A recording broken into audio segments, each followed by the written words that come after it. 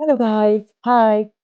So guys അപ്പോൾ എല്ലാവർക്കും പുതിയൊരു വീഡിയോയിലേക്ക് സ്വാഗതം. ഇത് നമ്മൾ ചെയ്യാൻ വേണ്ടി പോകുന്നത് വെച്ച് കഴിഞ്ഞാൽ എ ഡേ ഇൻ മൈ ലൈഫാണ്. വളരെ സിമ്പിൾ ആയിട്ടുള്ള ലൈഫാണ്. വേറെ ഒന്നുമല്ല ഗൈസ്. അപ്പോൾ ഞാൻ ജോലി ചെയ്യുന്നത് പോസ്റ്റ് ഓഫീസിലാണ്. സോ നമുക്ക് ഇന്ന് പോസ്റ്റ് ഓഫീസിലെ പരിപാടികളൊക്കെ എങ്ങനെയാണെന്ന് നോക്കാം.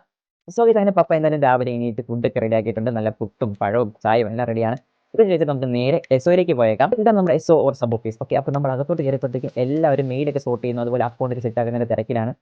ഗൈസ് ഇതാണ് കേട്ടോ അശ്വൻ ചേട്ടൻ. ഈ അശ്വൻ ചേട്ടനെ കുറിച്ച് പറയുകയാണെങ്കിൽ ഈ ചേട്ടൻ റിട്ടയർ ആവുന്നു കേട്ടോ. 35 വർഷമായിട്ട് അശ്വൻ ചേട്ടൻ ജോലി ചെയ്യുന്നതാണ് ഈ ഓഫീസിൽ. പിന്നീട് ഇന്ന് അശ്വൻ ചേട്ടൻ റിട്ടയർമെന്റ് ആണ്. അപ്പോൾ ഈവനിങ് ഒരു ഫംഗ്ഷൻ ഉണ്ട്. അപ്പോൾ നമുക്ക് കാണാം.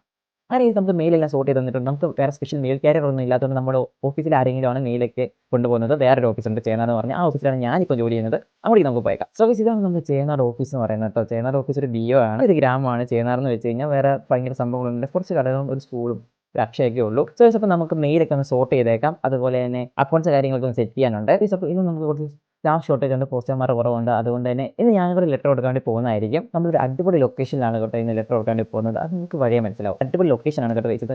ഇങ്ങനത്തെ കുറേ നല്ല വ്യൂസ് ഒക്കെ നമുക്ക് പോകുന്ന വഴിക്കുണ്ട്. ഈ ജോലിയുടെ അഡ്വാൻറ്റേജ് എന്ന് വെച്ച് കഴിഞ്ഞാൽ ഇതൊക്കെയാണ് കേട്ടോ. അതായത് നമുക്ക് ആൾക്കാരായിട്ട് പരിചയപ്പെടാൻ ഇങ്ങനെ കുറേ സ്ഥലങ്ങൾ കാണാനൊക്കെ പറ്റും.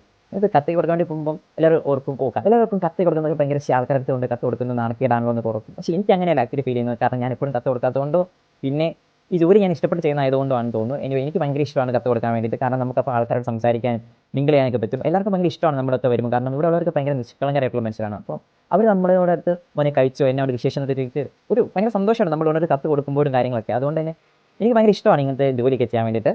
ഇന്ന് നമ്മുടെ അശ്വൻ ചേട്ടൻ്റെ റിട്ടയർമെൻ്റ് ആണെന്ന് ഞാൻ പറഞ്ഞല്ലോ. സോ എല്ലാവരും വന്നിട്ടുണ്ട്. ചെറിയൊരു ഇവൻറ്റും കാര്യങ്ങളൊക്കെ ഉണ്ട്. അതുപോലെ കുറച്ച് സമ്മാനദാനങ്ങളും കാര്യങ്ങളൊക്കെ അത്രേ ഉള്ളൂ. വേറെ കാര്യമായിട്ടുള്ള പരിപാടിയൊന്നുമില്ല. ഇത് ഒരു ഗവൺമെൻറ് എംപ്ലോയി റിട്ടയർ ആകുമ്പോൾ ഇങ്ങനെയുള്ള കാര്യങ്ങളൊക്കെയാണ് നടക്കുന്നത്.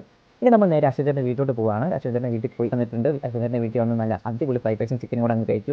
അപ്പോൾ ഈ നല്ല മഴയൊക്കെ അതുകൊണ്ട് വീട്ടിൽ പോകാൻ ഒന്ന് പോസ്റ്റ് അടിച്ച് നിൽക്കുകയായിരുന്നു. ഇനിയിപ്പോൾ ആ മഴയിൽ തന്നെ എന്തായാലും വീട്ടിൽ പോകേണ്ട ആവശ്യം എനിക്ക് ഉണ്ടായിരുന്നതുകൊണ്ട് തന്നെ നേരെ വീട്ടിലേക്ക് വന്നിട്ടുണ്ട്.